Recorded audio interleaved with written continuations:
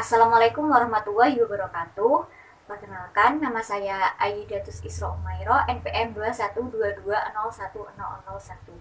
Di sini saya akan melakukan video praktikum mengenai pengkajian berduka menggunakan Complicated Gift Assessment. Tahap preinteraksi membaca catatan rekam medis pasien dan catatan keperawatan, menyiapkan alat seperti alat instrumen dan alat tulis serta buku catatan, mencuci tangan, dan juga mempersiapkan diri untuk bertemu pada pasien. Assalamualaikum. Waalaikumsalam. Silakan masuk, Bu. Iya, Sus. Silakan duduk ya, Bu.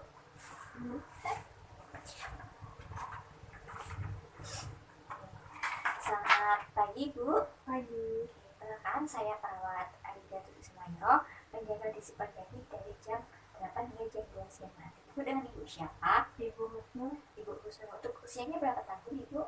Saya 47. 7 ya. Boleh saya cek gelarnya terlebih dahulu, Bu? Benar, dan Ibu Husnul usia 47 tahun ya, Bu. Baik, Ibu, sesuai kesepakatan pada kemarin, bahwasannya akan dilakukan pengkajian terkait berduka yang sedang dialami Ibu. Sebelumnya juga saya mengucapkan berbelasungkawa atas kepergian suami Ibu. Baik, Ibu, nanti akan dilakukan beberapa pertanyaan dan untuk waktunya kurang lebih 10 menit. Apakah Ibu bersedia? Bersedia.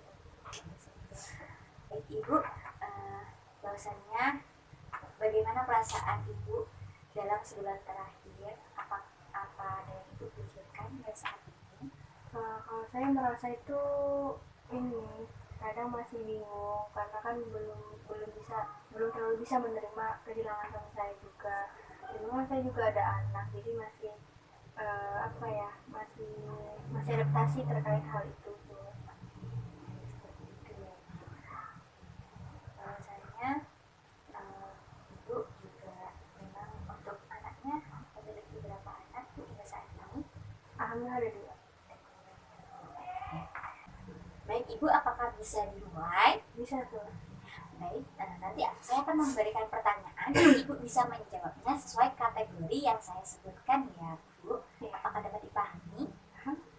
Baik, untuk pertanyaan pertama, bahwasanya dalam sebulan terakhir seberapa sering Ibu merasa merindukan dan mendambakan suami Ibu? Di sini ada hampir tidak pernah, yaitu kurang dari sekali dalam sebulan. Dan di sini ada jarang, yaitu 2 sampai 6 kali dalam sebulan. Dan terkadang itu lebih dari 7 kali dalam sebulan, tetapi tidak setiap hari. Dan juga ada setiap hari dan beberapa kali sehari. Setiap hari. Setiap hari. Selanjutnya, dalam sebulan terakhir ini, apakah kerinduan itu membebani Ibu atau juga mengganggu rutinitas Ibu? Iya. Baik, selanjutnya, dalam sebulan terakhir sejauh mana Ibu dapat menerima keadaan? Ada yang pertama, yaitu tidak ada kesulitan menerima kematian, dan yang kedua sedikit kesulitan menerima kematian, dan ketiga yaitu beberapa rasa sulit menerima kematian, dan 4 yaitu kesulitan menerima kematian, dan yang 5 sangat kesulitan menerima kematian. Saya merasa beberapa rasa sulit. Rasa sulit menerima kematian ya. Selanjutnya, bahwasanya dalam sebulan terakhir sejauh mana Ibu mengalami kesulitan untuk mempercayai orang lain. Dan di sini ada kategorinya. Yang pertama, tidak ada kesulitan mempercayai orang lain. Yang kedua, sedikit kesulitan mempercayai orang lain. Yang ketiga, beberapa rasa sulit mempercayai orang lain. Yang keempat, kesulitan mempercayai orang lain. Dan yang kelima, sangat sulit mempercayai orang lain. Sedikit kesulitan.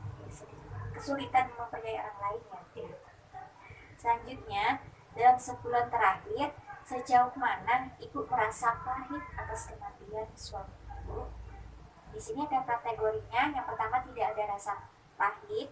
Yang kedua, sedikit rasa pahit. Yang ketiga, rasa pahit hanya seberapa. Dan yang keempat, rasa pahit yang jelas. Dan 5, rasa pahit yang sangat ekstrim. Rasa pahit yang jelas artinya apa? memang terkadang orang yang kehilangan oleh orang yang dicintai merasa tidak nyaman ya Bu untuk melanjutkan hidup. Dan dalam sebulan terakhir ini sejauh mana Ibu merasa perubahan, seperti misalnya mencari teman baru, mengejar minat baru, dan akan sulit bagi Ibu? Yang pertama ada kategori berubah, move on tidak akan sulit. Yang kedua, berubah move on akan sedikit sulit. Yang ketiga, berubah akan agak sulit. Yang keempat, berubah akan sangat sulit. Yang kelima, berubah akan sangat ekstrim sulit. Yang ketiga, berubah akan agak sulit. Dan selanjutnya, dalam sebulan terakhir, sejauh mana Ibu merasa hampa atau kesulitan untuk berhubungan dengan orang lain? Untuk kategori yang pertama, yaitu tidak ada rasa hampa. Yang kedua, sedikit rasa hampa. Yang ketiga, ada rasa hampa. Yang keempat, ada rasa hampa yang jelas. Dan yang kelima, ada rasa hampa yang ekstrim. Ada rasa hampa. Yang ketiga, ada rasa hampa. Selanjutnya, dalam sebulan terakhir, sejauh mana Ibu merasa kosong dan tidak berarti tanpa suami Ibu? Untuk kategori yang pertama, tidak ada rasa kosong atau tidak berarti. Yang kedua, sedikit ada rasa kosong atau tidak berarti. Yang ketiga, beberapa rasa kosong. Yang keempat, rasa kosong yang jelas. Dan yang kelima, rasa kosong yang ekstrim. Rasa kosong yang jelas. Rasa kosong yang jelas ya Bu. Dan sebulan terakhir, sejauh mana Ibu merasa masa depan tidak memiliki makna atau tujuan tanpa adanya suami Ibu? Untuk kategori yang pertama, tidak ada perasaan bahwa masa depan tidak memiliki tujuan. Yang kedua, sedikit perasaan bahwa masa depan tidak memiliki tujuan. Untuk yang ketiga, beberapa perasaan bahwa masa depan tidak memiliki tujuan. Yang keempat, rasa yang jelas bahwa masa depan tidak memiliki tujuan. Dan yang kelima, rasa ekstrim bahwa masa depan tidak memiliki tujuan. Yang ketiga, beberapa perasaan. Beberapa perasaan bahwa masa depan tidak memiliki tujuan ya Bu. Baik, selanjutnya dalam sebulan terakhir, sejauh mana Ibu merasa gelisah ataupun mudah terkejut? Untuk kategori yang pertama, tidak ada perasaan. Yang kedua, sedikit perasaan merasa gelisah. Yang ketiga, beberapa perasaan merasa gelisah. Yang keempat, rasa gelisah yang jelas. Dan yang kelima, rasa jelas yang ekstrim. Yang beberapa perasaan, saya terkadang merasa gelisah. Beberapa perasaan merasa gelisah ya Bu. Selanjutnya, saat ini apakah kesedihan yang dirasakan berpengaruh pada kehidupan sosial Ibu, pekerjaan, atau bidang lainnya? Misalnya, membuat Ibu merasa sulit melakukan aktivitas normal setiap harinya. Baik, untuk yang terakhir, apakah Ibu merasa bahwasanya dari salah satu gejala di atas itu termasuk kerinduan, dan setidaknya satu gejala kriteria tersebut berlangsung setidaknya selama 6 bulan Bu? Ya. Baik Ibu, untuk pertanyaannya sudah selesai. Bagaimana Ibu setelah dilakukan ataupun saya menanyai terkait dengan atas berduganya Ibu? Udah agak lebih tenang, lebih lega, udah dikeluarkan. Itunya dari lega ya Bu.